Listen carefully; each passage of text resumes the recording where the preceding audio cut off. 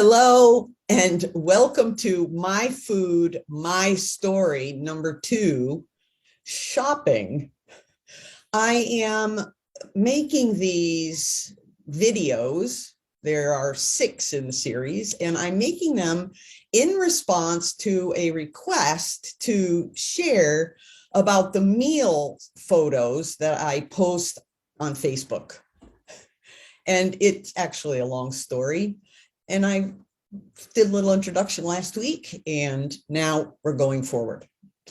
In case you don't know me, I'm Sandra Allen Lovelace, and I am a coach, I am a speaker, and I am an author.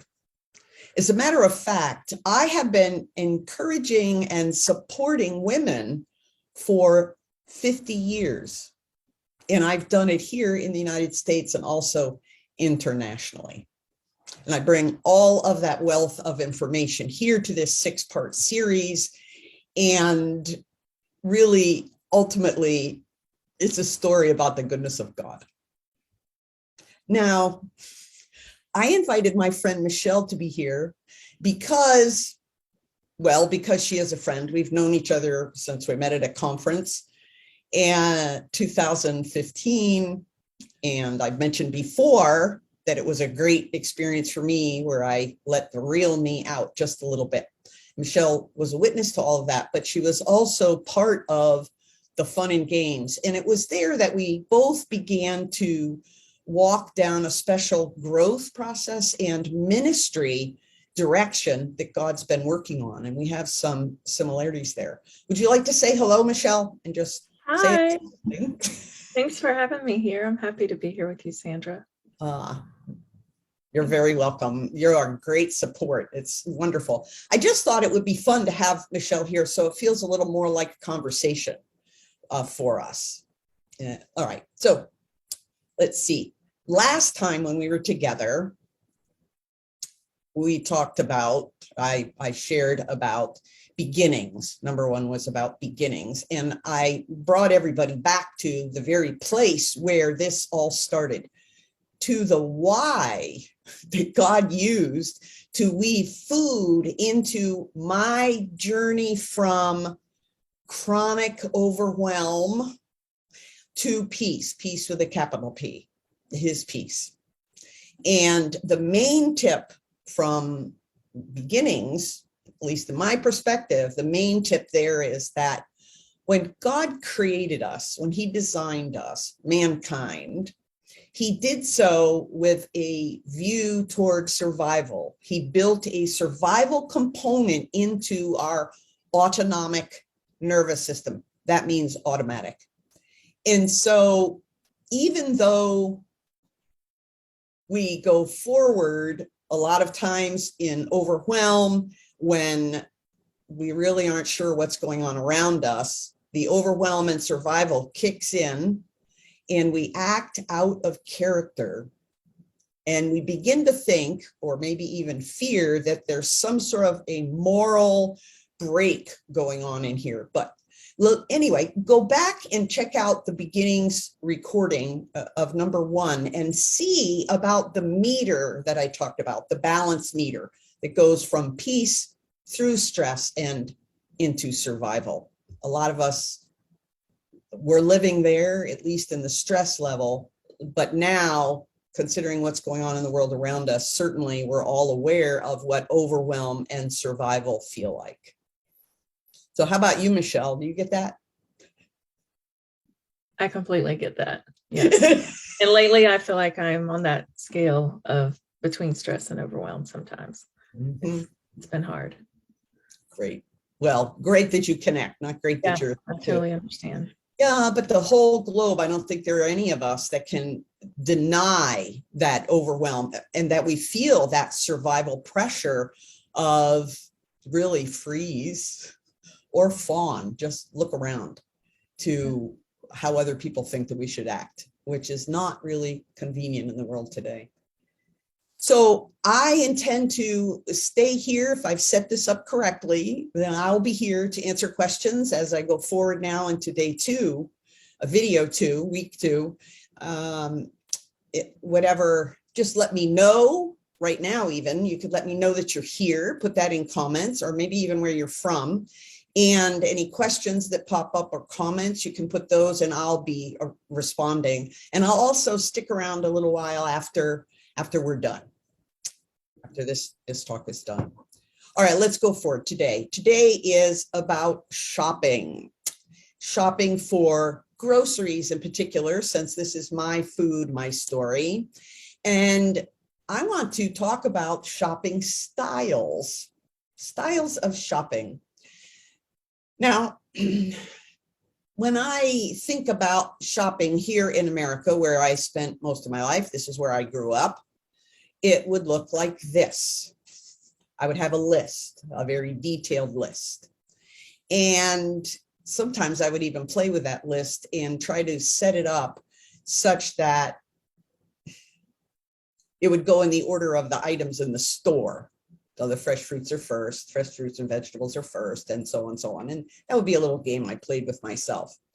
I would be sure to put down the week's needs. As things came up, I would write them down, but also I would put in other things just in case some company would come, or in case this other thing ran out, I don't know, would be on the list. But also as I went through the store, I would think about that kind of thing and fill up my cart. As a family of 4, that cart was often quite full.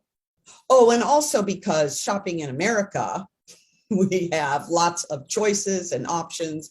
I'm a visual person, and there might be things that weren't really needs, might not even be just in case, but I have to have that. So I would put it in my cart.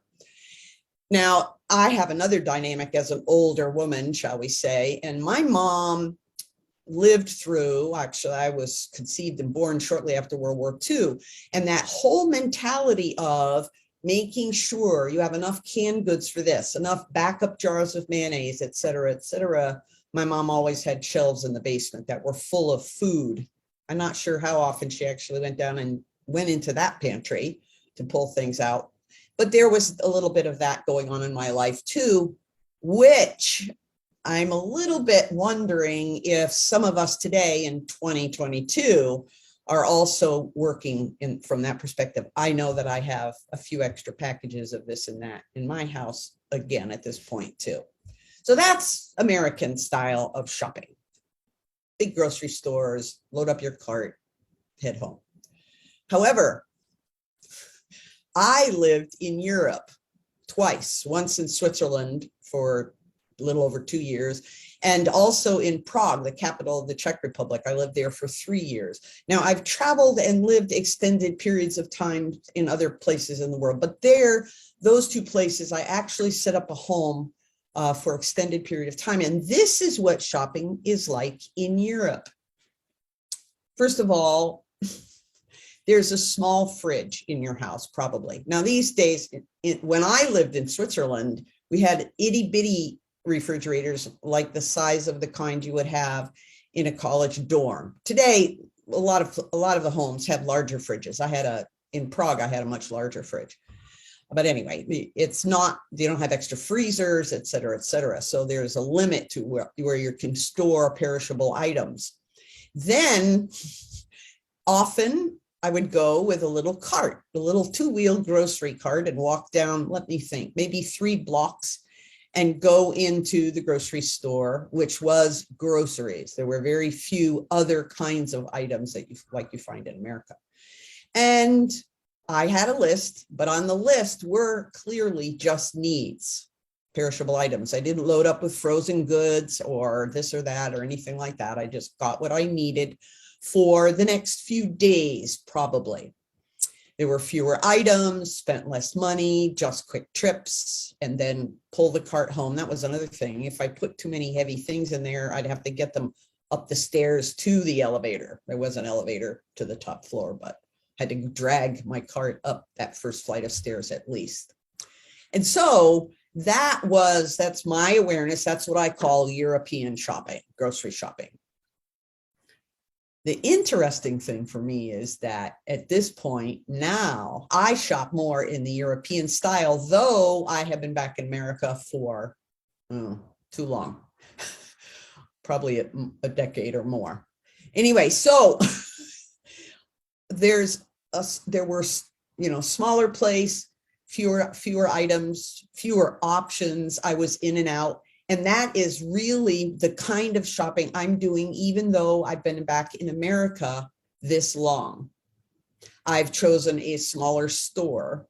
I have a list of those things that I really need for the next few days, and I pop in and I do those things. I no longer go up and down all of the aisles to see what maybe I'm missing, what's new, what maybe I would need.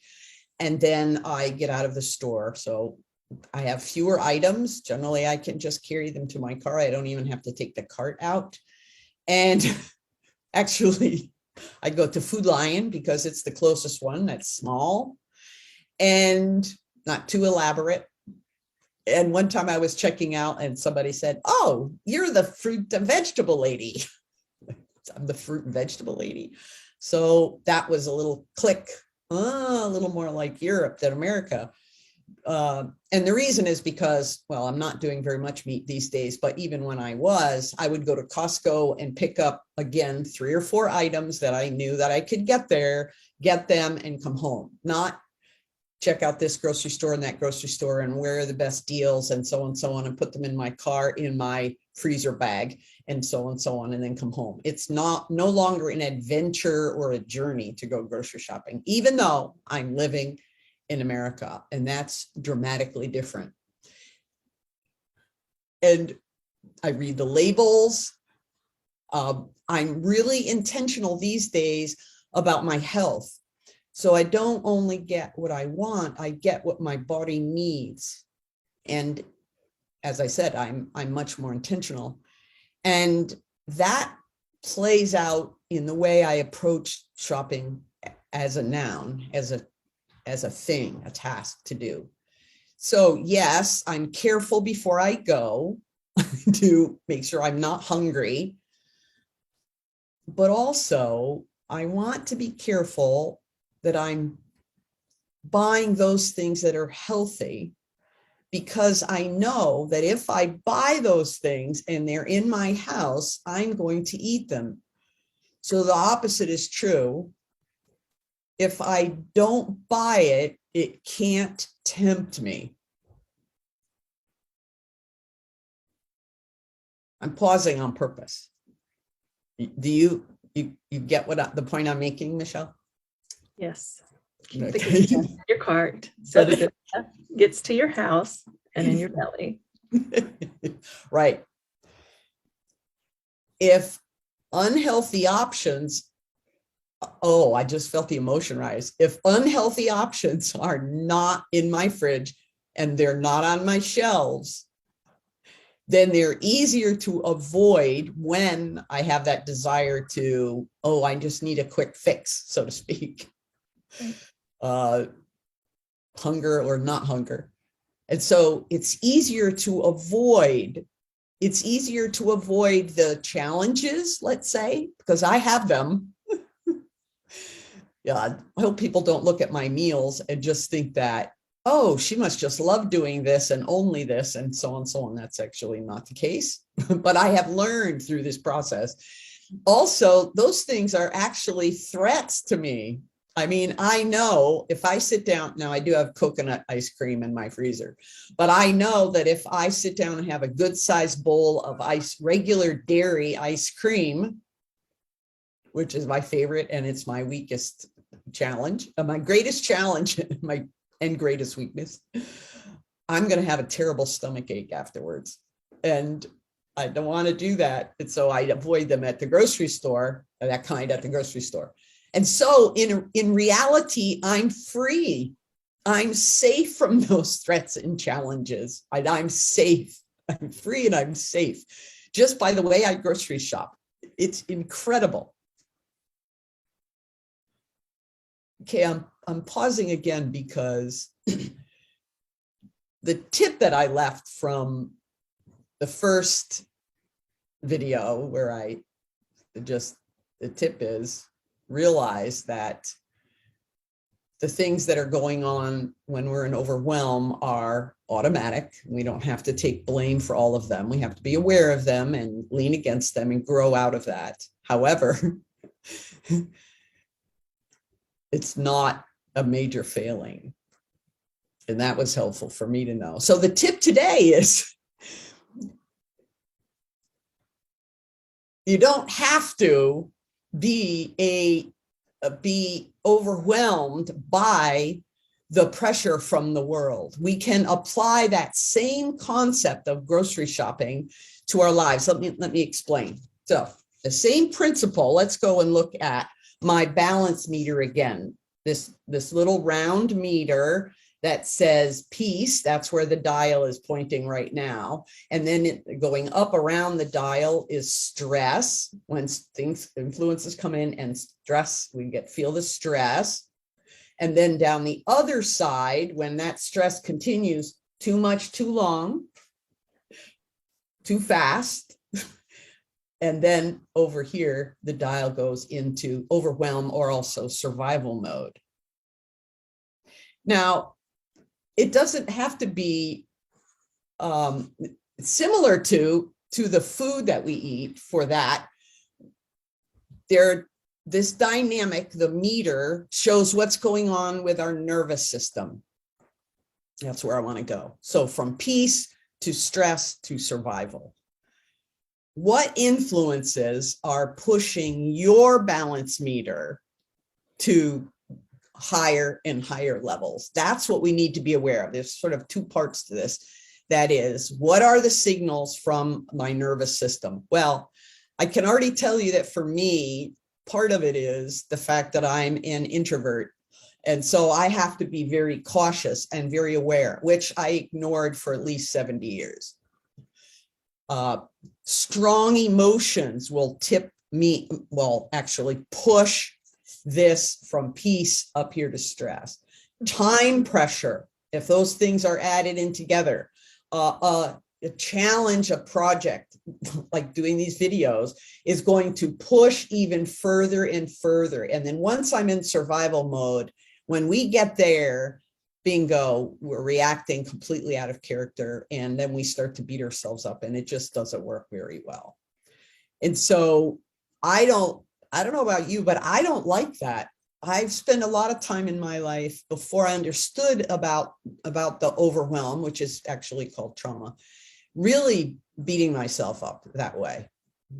And so now that I've come to understand these are the signals and I'm not going to press them down and just carry on, because when I do that, everything rises and it's not pretty. So number one, we need to pay attention to our nervous system and understand what's going on. What are those influences that are pressing my dial, pushing it up higher? And then number two, we make decisions for our lives to move away from that. In other words, what are we going to let in? What am I going to let influence me? Sometimes we can only minimize it, but a lot of times we can really take things out of our lives that are doing that to us. For example, I don't have a television, and I don't have a television, well, partly again, because I lived outside the country and I got away from having that in my life as a constant presence in my world. And when I came back watching certain things, and really the commercials made me jump out of my skin. So I don't own television. I see movies sometimes on my computer, but the other part of that is that I have to be careful what kind of movies I watch, or horror movies never, because of the heart sensing stuff that's in horror movies. Even just the music will do that for me. Or books that I read, or even relationships, places that I go. I can be in a place and just feel as if things are coming in, swarming me, and I need to find a corner maybe to stand in or minimize my time there and leave early. Now, this is my tip for today. And that is, as I tell my clients, we can decide what we're going to let into our lives. We can and ought to, for the health of our bodies, for our nervous system, for our mind, our body, our spirit.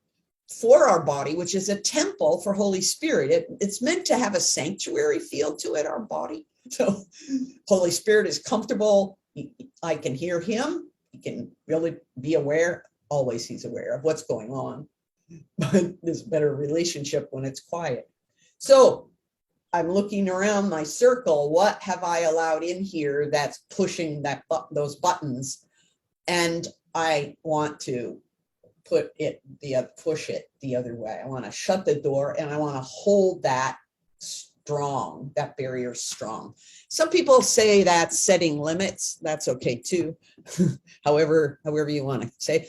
I don't know about you, but for me, I really feel as if the world is here pressing in on that door, really wanting to come in all the time. You get that, Michelle? Yes. Yes. Yes, I totally relate. Okay, great. So that's good to know that I'm able to express the sense that I have. Now, I tell my clients that, but really, I want to be clear. That is today's tip. You don't have to live under the impact of the world. Okay, we live in a fallen world, yes, and it's all around, and the pressure is dynamic and strong. Yes, that's all true. But we don't have to live in that. Not the pressure of the past, not the pressure of the current, present, and not even the pressure of the future, whatever the future will bring. If you get uneasy about the future because it's unknown, I mean, we can think and hope and assume, but we don't really know. If that pressure is too much for you, I'm telling you, we don't have to live under that. We can choose to, with God's help, with his grace and mercy, to be whole, secure, and free in Christ. It is possible. I'm living it, so I'm an example, but this whole idea of being aware of our nervous system and then choosing what we don't want in there so we can live in peace. And I say peace with a capital P. That's the peace that only Jesus can give. You know this passage. Do not conform any longer to the pattern of this world, but be transformed by the renewing of your mind. And that's Romans chapter 12, verse 2. So changing, not conforming to the pattern that we see, and having that peace that passes understanding. So I don't know, Michelle, you've been following along with me, probably hopefully, prayerfully, because of some of the ladies that are here. And that's really the purpose, to share the goodness of God, that these things are realities for us to live, because he's shown me, and to provide these tips to other women to be able to come along too. So how are you feeling? What's your sense at this point? Well, I was just thinking about what you said at the beginning. And when my husband and I were in marriage counseling, the pastor asked one time, is there anything about your husband that bothers you? And the thing that bothered me the most was that he wasted too much ketchup, like way too much ketchup. And the pastor's like, that's really a problem for you. And I was like, huge. I don't like to see it go down the drain, and it's too much on the plate. And why doesn't he just use what he needs? And I didn't find out until later that was directly related to my childhood. And there's this sense of not wanting to run out. So I always wanted to have extra. If I bought a bottle of ranch, there needed to be a bottle behind it, because you don't want to be out of anything. Shampoo, have two. Hairspray, have two. Whatever it is, I always wanted two. My husband, complete opposite end of the spectrum. Until it's completely empty, we don't go to the store and buy one. And so between the two of us and the years that we've spent together, there's a lot of balance there now. And I can live without having 2 ketchups in the pantry, or we run out all the time now. And I just laugh about it, because it used to be such an intense need for me. Like that was enough for me to complain. And I think how much food is related to how we act and how we process and how we behave. like you, I grew up with extra freezers in the home, canning in the pantry, in addition to all of the groceries. And I tried the freezing thing, it didn't work for me. And I haven't canned either. So at least that excess is not there.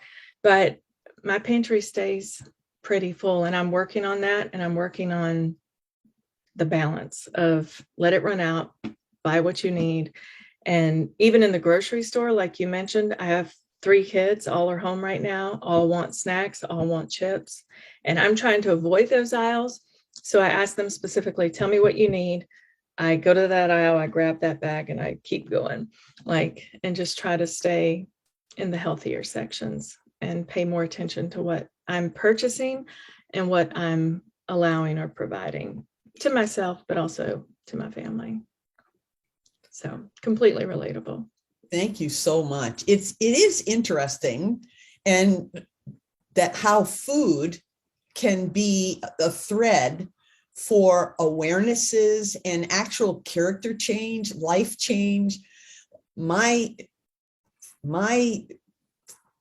reaction, or one of my trains of thought with food and having all the backup, because that was a long time habit, I lean against it in the sense of trusting God. Okay, Sandra, you just bought a new mayonnaise. You don't need to go out. You just opened it. You don't need to go out and buy another mayonnaise right away. At least wait till it's halfway, or remember, you're trusting God to meet your needs. And I know, because of people talking about food shortages and things like that, that has tipped off. I don't want to be foolish, so I did go buy 10 pounds of dried beans, which I will take care of, cook in a healthy way, make soup. Right. But I haven't, my pantry is not completely overloaded. It's that balance. And to me, it's a blessing because it pushes me into the presence of God. Right. Okay, God, this is where I am. I am trusting you. And it's tricky, God, because we live in a temporal world where things do run out. And I don't know what's going to happen, but there I am. I'm trusting you in the unknown. And that's really where I want to live. That's where that peace comes in. Yes. So, and I don't know, I'd love to hear from some of the people that are watching. What do you, how are you relating to us both finding this thread of how God is using food in our lives? Or perhaps, and I suspect that some of you he's using, because he's God and he knows who we are, we're each unique, that he'll use whatever thread in our lives will be helpful to draw us to himself. I never dreamt it would be food. And next time, maybe I'll share another little piece about how specifically I started posting my meals on a regular basis. That'll be fun to share with you. So also, I'm going to close now. Thanks, Michelle, for being with me. Thank you for the rest of you that have watched us right now, but also anybody watching it in replay.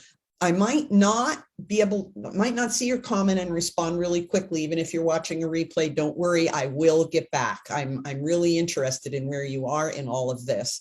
And next week, Wednesday at 1 Eastern time, the topic is going to be topic number 3, with tip number 3 is going to be planning. So there you go. Thanks again, Michelle. I just ask the Lord to bless everybody. Bless this to your purposes, God. Jesus. Thank you. Bye-bye.